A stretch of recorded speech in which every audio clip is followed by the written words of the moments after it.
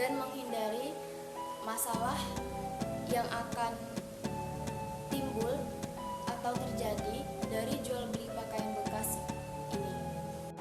Adapun rumusan masalah berdasarkan latar belakang yang telah disampaikan dapat dirumuskan beberapa rumusan masalah penelitian, yaitu: pertama, bagaimana pandangan hukum Islam terkait jual beli baju bekas pakai yang diperjualbelikan dengan bebas oleh masyarakat di Tanjung Uban, Kelurahan Tanjung Uban Kota, Kecamatan Bintan Utara.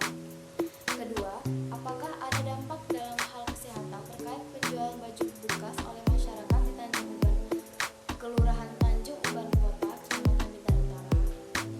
Lalu, tujuan dan manfaat dari penelitian ini adalah: tujuannya yaitu untuk mengetahui bagaimana pandangan hukum Islam terkait jual beli baju bekas oleh masyarakat di Tanjung Uban, Kelurahan Tanjung Uban Kota, Kecamatan Bintan Utara. Dan untuk mengetahui dampak bagi kesehatan ketika menggunakan pakaian bekas yang diperjualbelikan oleh masyarakat Tanjung Uban, Kelurahan Tanjung Uban Kota, Kecamatan Bintan Utara. Adapun manfaatnya yaitu: pertama, manfaat teoritis.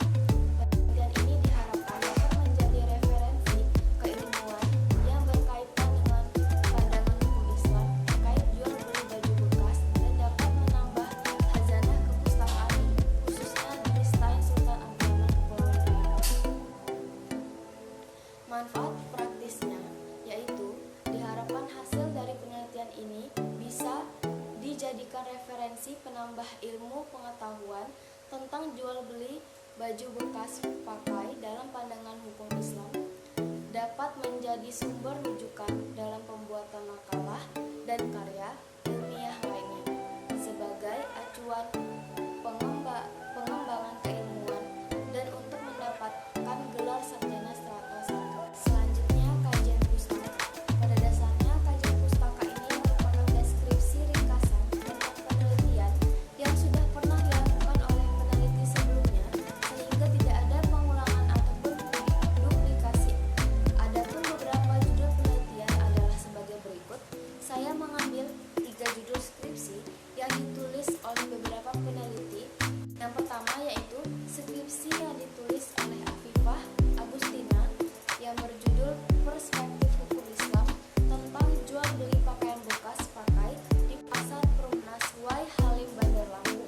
Permasalahan dalam penulisan skripsi ini adalah bagaimana sistem jual beli yang digunakan oleh penjual dari pakaian bekas pakai di Pasar Perumnas Y Halim Bandar Lampung.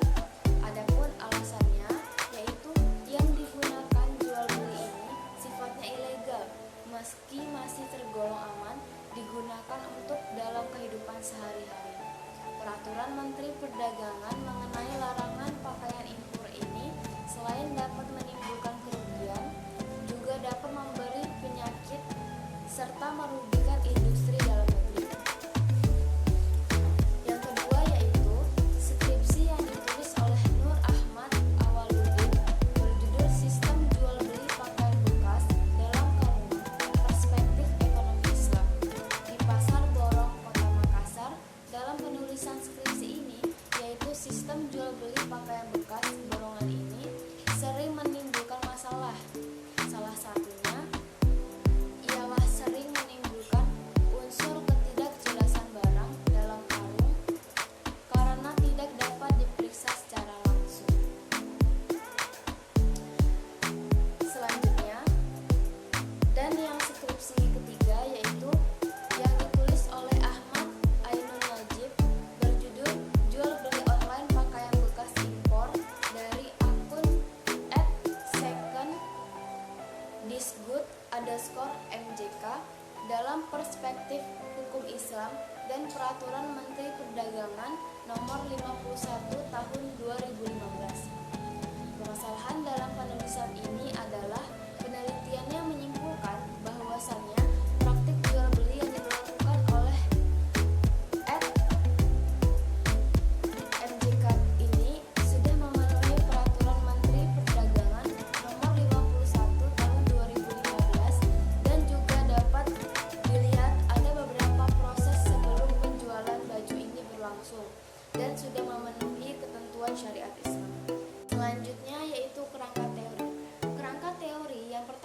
yaitu pengertian jual beli.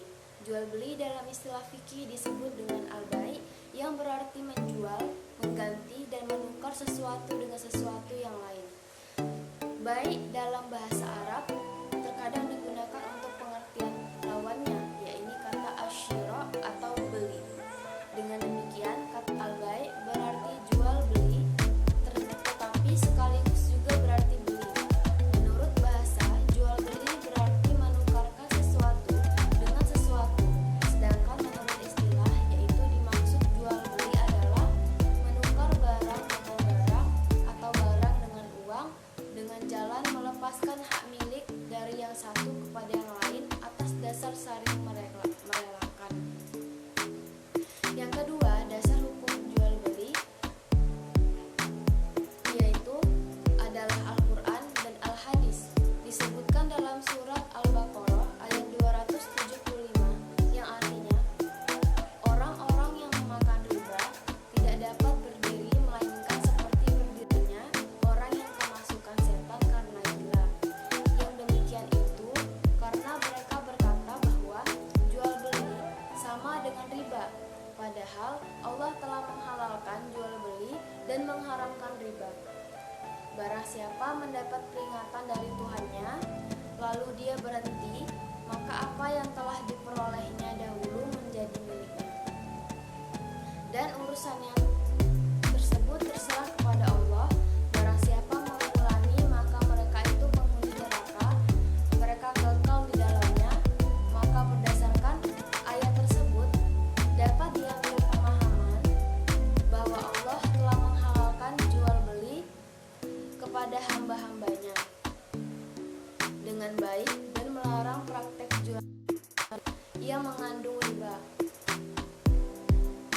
Allah mengharamkan kepada umat Islam memakan harta sesama dengan jalan batil, misalnya dengan cara mencuri, korupsi, menipu, merampok, memeras, dan dengan jalan yang tidak dibenarkan oleh Allah Subhanahu wa Ta'ala, kecuali dengan cara perniagaan atau jual beli yang didasari suka sama suka dan saling menguntungkan. Yang ketiga yaitu rukun dan syarat jual beli dalam Islam. Jual beli merupakan pertukaran harta atas dasar saling rela dan atas kesepakatan bersama. Supaya bisnis yang kita lakukan itu halal, maka perlu memperhatikan rukun dan syarat jual beli. Adapun rukun secara bahasa adalah yang harus dipenuhi untuk sahnya sesuatu pekerjaan, sedangkan syarat adalah ketentuan yang harus diindahkan dan dilakukan. Rukun jamaknya adalah arkan, sedangkan harfiah antara lain berarti tiang penopang dan sandaran, kekuatan perkara, besar bagian unsur dan elemen, sedangkan syarat jamaknya syara'id secara literal berarti pertanda, indikasi, dan memastikan. Menurut istilah rukun diartikan dengan sesuatu yang terbentuk menjadi eksis sesuatu yang lain dari keberadaannya, mengingat eksisnya sesuatu itu dengan rukun atau unsurnya itu sendiri, bukan karena tegaknya. Kalau tidak demikian, maka subjek atau pelaku berarti menjadi unsur bagi pekerjaan dan jasad menjadi rukun bagi sifat, dan yang disifati atau al-mausuf menjadi unsur bagi sifat yang menasihati. Menurut ulama, rukun jual beli itu ada 4. Yang pertama, akad. Yang kedua, orang-orang yang berakad. Dan orang yang berakad ini harus beragama Islam, berakal dengan kehendak sendiri, balik, dan keduanya tidak mubazir. Yang ketiga yaitu ma'qud alaih atau untuk menjadi sahnya jual beli. Harus ada objek atau barang yang digunakan untuk jual beli. Objek jual beli ini harus memenuhi syarat, yaitu bersih, barangnya dapat dimanfaatkan, milik orang yang melakukan akad, mengetahui maksudnya,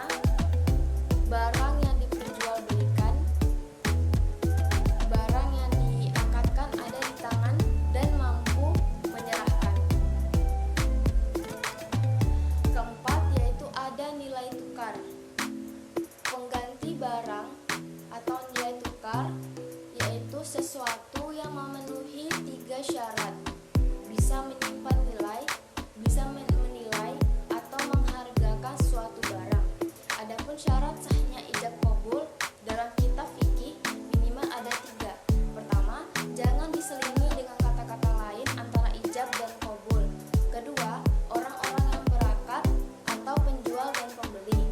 Ketiga, jangan ada yang memisahkan, maksudnya penjual dan pembeli masih ada interaksi tentang ijab qabul tersebut.